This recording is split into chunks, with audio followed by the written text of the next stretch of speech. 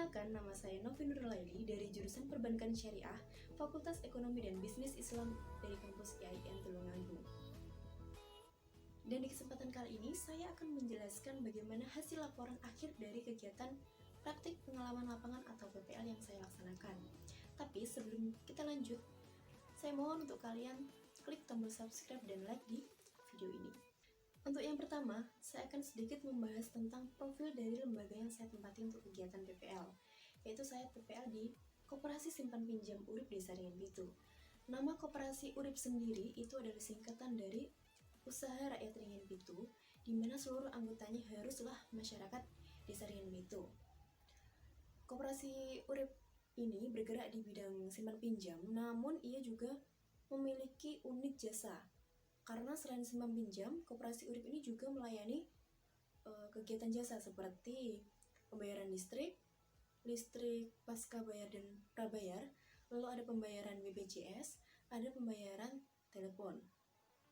Koperasi Urip ini berdiri sejak Desember tahun 1999, namun berbadan hukum pada tanggal 9 September 2009. Koperasi ini beralamatkan di Jalan Iswayudi 01, RT 001, RW 002, Desa Ringan Pitu, Kecamatan Kedungwaru, Kabupaten Tulungagung.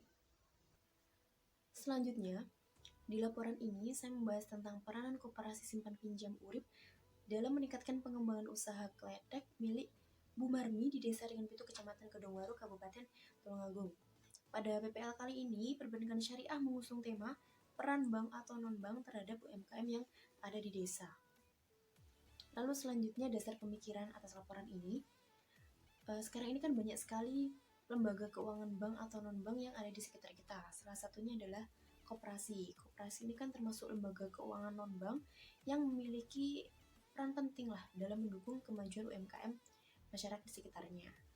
Koperasi ini sebagai salah satu gerakan ekonomi yang berperan sebagai badan usaha yang mengorganisasi berbagai sumber ekonomi.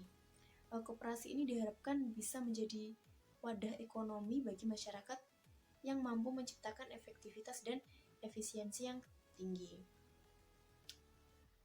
Dalam tingkatan yang paling bawah itu ada koperasi desa. Koperasi desa ini sangat memiliki peran penting juga dalam meningkatkan kesejahteraan masyarakat di desa tersebut. Peranan koperasi yang ada di desa itu bisa berupa pinjaman kredit kepada masyarakat yang memiliki usaha di desa agar lebih maju dan berkembang. Hal ini juga bertujuan untuk mensejahterakan anggotanya dan masyarakat yang ada di sekitarnya. Untuk selanjutnya, permasalahan dari berbagai masalah yang saya temui saat di lapangan dalam observasi maupun wawancara itu ada berbagai banyak masalah.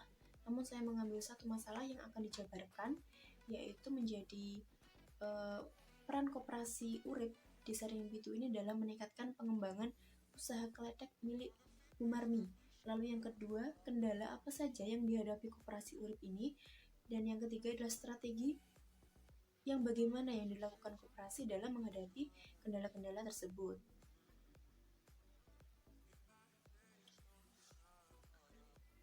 Dan untuk selanjutnya, hasil dari pembahasannya itu peran Koperasi Urip ini sudah cukup dirasakan oleh sebagian orang yang sudah berkontribusi di dalamnya dalam bidang permodalan suatu usaha. Namun bukan hanya orang yang berkontribusi saja dalam bidang usaha, namun masyarakat non-anggota itu juga merasakan peran dari Koperasi Urip ini, karena selain bergerak di bidang simpan pinjam, koperasi juga ada unit jasa yang melayani pembayaran listrik pasca bayar dan prabayar, pembayaran BPJS, pembayaran telepon, itu memudahkan masyarakat sekitar jika ingin bertransaksi.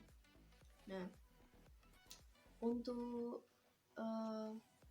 contoh peran dalam bidang permodalan itu salah satunya adalah Ibu Marmi. Ibu Marmi ini salah satu pelaku usaha yang berkontribusi dengan Koperasi Urip. Beliau ini bergerak dalam bidang pengolahan ketela yang dijadikan makanan yang bernama kletek. Itu merupakan makanan atau sejenis camilan khas dari Desa Ringan Pitu.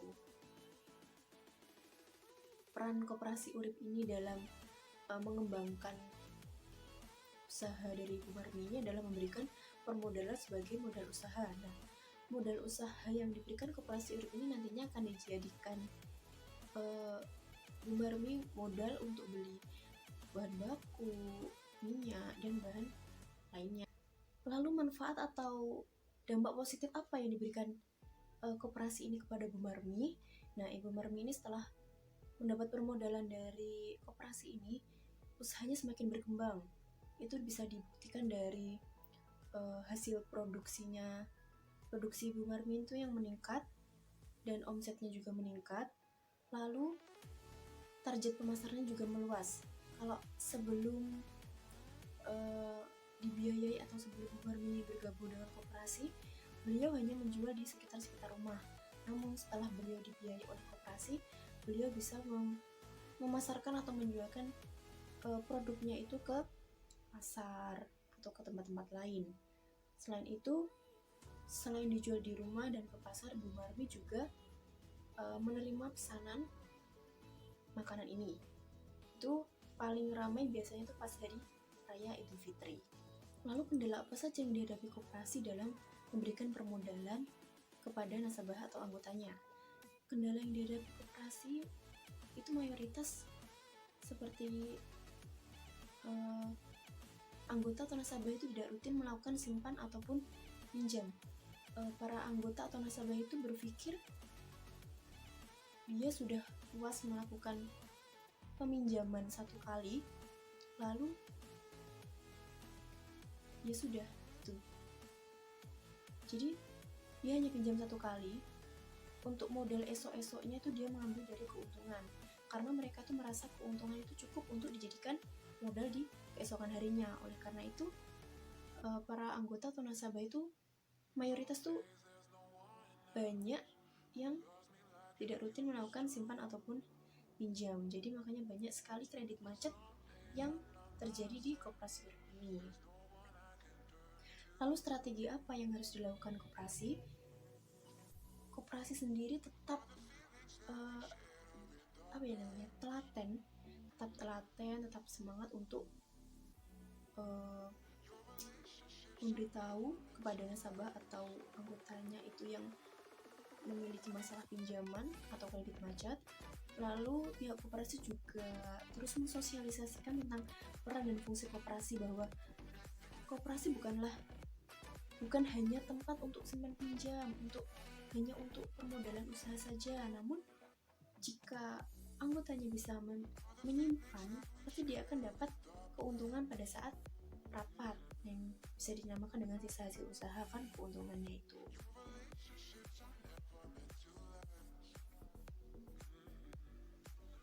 Selain dari itu, koperasi juga bekerja sama dengan pemerintah desa untuk mengatasi nasabah atau anggota yang memiliki masalah pada pinjamannya. Nah, itu adalah sedikit pembahasan atau pemaparan dari saya atas hasil akhir dari laporan PPL versi pandemi ini.